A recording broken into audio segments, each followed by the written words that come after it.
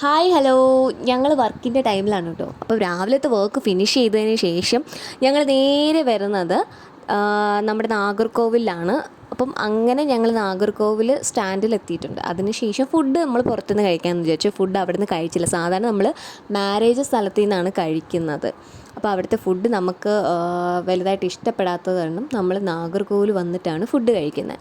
അപ്പോൾ അങ്ങനെ ഞങ്ങൾ വന്നിട്ടുണ്ടായിരുന്നത് ഇറാനി റെസ്റ്റോറൻറ്റിലാണ് കേട്ടോ വന്നിട്ടുണ്ട്. അപ്പം ഫുഡ് ഓർഡർ ചെയ്തു. ഞങ്ങൾ ഫുഡ് കഴിക്കുവാണ്. വേറൊന്നുമല്ല, ഇവിടുത്തെ സ്പെഷ്യൽ ഇറാനി മന്തിയാണ്. അപ്പം ഞങ്ങൾ മന്തി ഓർഡർ ചെയ്തു.